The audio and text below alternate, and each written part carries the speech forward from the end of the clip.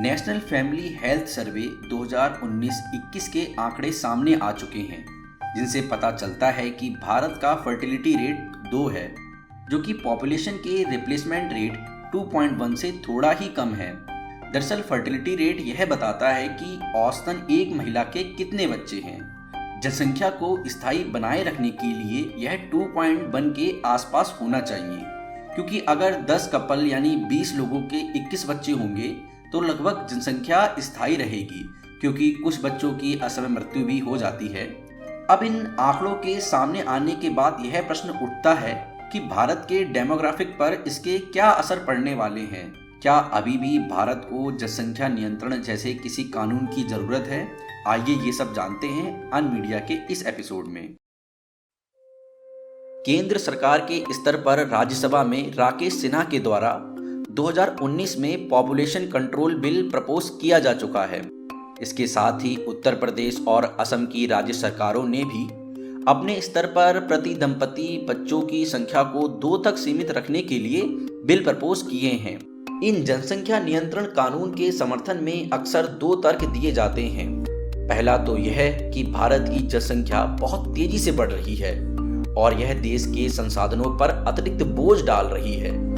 इसके साथ यह भी कहा जाता है कि हिंदुओं ने तो अपना फर्टिलिटी रेट कंट्रोल में रखा है, पर हर एक मुस्लिम महिला के 8-10 बच्चे होते हैं। अगर जनसंख्या नियंत्रण कानून नहीं लाया गया तो भारत जल्द ही मुस्लिम राष्ट्र में तब्दील हो जाएगा। तो आइए बिगेटरी से ऊपर उठकर इन दोनों ही तर्कों की मेरिट को डेटा के आधार पर डिस्कस करते हैं। भारत के डेमोग्राफिक पर कोई भी डिस्कशन करने से पहले भारत के पॉपुलेशन पिरामिड को ठीक से समझना होगा। पॉपुलेशन पिरामिड दरअसल किसी क्षेत्र की जनसंख्या को एज ग्रुप और जेंडर के अनुसार रिप्रेजेंट करने का एक बढ़िया तरीका है। इस पिरामिड में जो आयु वर्ग किसी देश की इकोनॉमी के लिए सबसे ज़्यादा इंपॉर्टेंट होता है वो है 30 से 64 वर्ष वाला आयु वर्ग। इन्हें प्रोड्यूसर्स भी कहा जाता है। हम अपनी 30s और 40s के दौरान ही अपने अर्निंग पोटेंशियल के पीक पर होते हैं और अपने पैसों को स्टॉक में, रिटायरमेंट फंड में लगाते हैं और सबसे ज़्यादा स्पेंड भी करते हैं। विश्व के नोबेल प्राइज विनर और ग्रेट इन्वेंटर इसी एज ब्रैकेट में आते हैं। फॉर्च्यून 500 और S&P 500 के CEO की एवरेज एज हायरिंग के समय इसी एज ब्रैकेट में आती है। टॉप स्टार्टअप फाउंडर की एवरेज एज भी 45 ही है। इसी एज ब्रैकेट के लोगों का देश की इकोनॉमी पर और देश के बाहर भी विश्व पर बहुत बड़ा इन्फ्लुएंस होता है और इसलिए इनकी संख्या में एक छोटा सा बदलाव भी पूरे देश को इम्पैक्ट करता है। इस वर्ग के लोगों की संख्या अधिक और इन पर निर्भर बाकी जनसंख्या का अनुपात कम होने पर डेमोग्राफिक डिविडेंड की स्थिति बनती है। भारत अभी इसी डेमोग्राफिक डिविडेंड की स्थिति में है, तभी देश में तेजी से विकास हो रहा है। पर पॉपुलेशन पिरामिड को देखने से पता चलता है कि आने वाली पीढ़ी की संख्या में लगातार कमी हो रही है। इसलिए भारत अपना यह डेमोग्राफिक डिविडेंड लगभग 5 दशकों में खो देगा। डेमोग्राफिक डिविडेंड खोने के क्या परिणाम होते हैं, यह हम अन्य देशों के उदाहरण से समझ सकते हैं।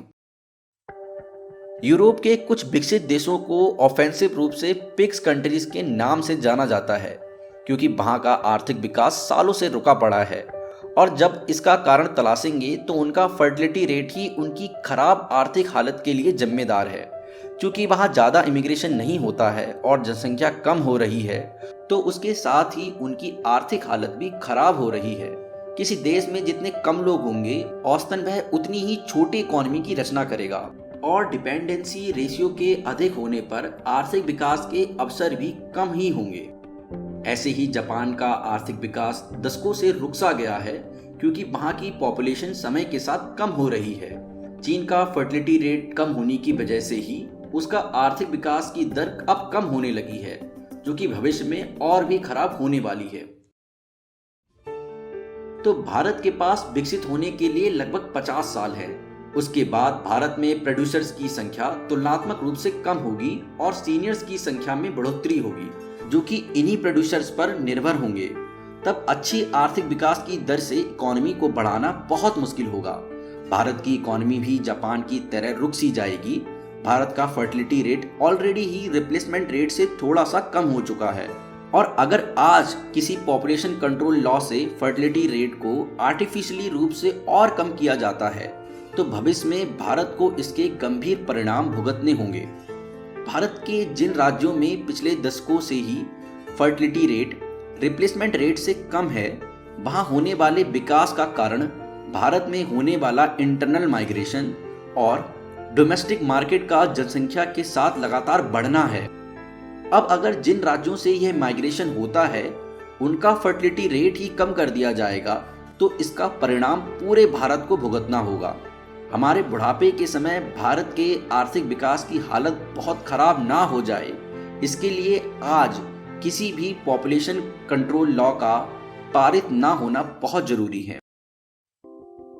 अगर भारत के मुस्लिम बहुल राष्ट्र बनने की बात करें तो इस डर के पीछे कुछ सब्सटेंस तो नजर आता है, पर अगर इसके पीछे के आंकड़ों को सही तरह से स्टडी करेंगे तो भारत के मुस्लिम बहुल होने की बात बेमानी सी नजर आती है। 1951 से 2011 तक भारत में मुस्लिम की अनुपातिक संख्या में इजाफा हुआ है और हिंदुओं का कुल प्रतिशत कम हुआ है। अगर प्रति महिला संतान की बात करें तो उसमें भी मुस्लिम महिला का फर्टिलिटी रेट एक औसत हिंदू महिला से अधिक है।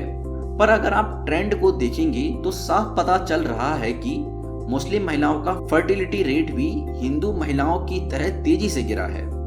दरअसल फर्टिलिटी रेट का यह अंतर धर्म की वजह से नहीं है, बल्कि इसके पीछे शिक्षा, आमदनी और शहरीकरण है।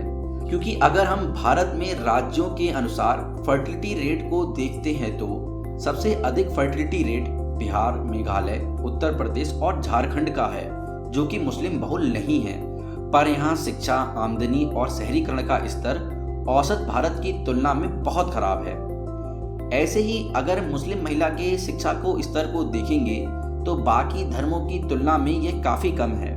साथ ही आमदनी के मामले में भी भारतीय मुसलमानों की हालत सबसे खराब है, पर इसमें लगातार सुधार हो रहा है और इसका असर मुस्लिम महिला के फर्टिलिटी रेट पर भी पड़ा है। भारतीय शहरों का फर्टिलिटी रेट ऑलरेडी ही रिप्लेसमेंट रेट से काफ़ी कम है, तो जैसे जैसे भारत में शहरीकरण बढ़ रहा है फर्टिलिटी रेट तो अपने आप कम ही हो रहा है। इसके लिए किसी भी पॉपुलेशन कंट्रोल लॉ की कोई ज़रूरत नहीं है। सच्चर कमेटी के अनुसार भारत में 2100 तक मुस्लिम जनसंख्या भारत की कुल जनसंख्या के 17 से 21% पर आकर स्थिर हो जाएगी। भारत के मुस्लिम बहुल होने का कोई भी खतरा नहीं है। साथ ही भारत में ओवर पॉपुलेशन का भी कोई खास खतरा नहीं है और लगभग 5 दशकों में भारत अपना डेमोग्राफिक डिविडेंड भी खो देगा।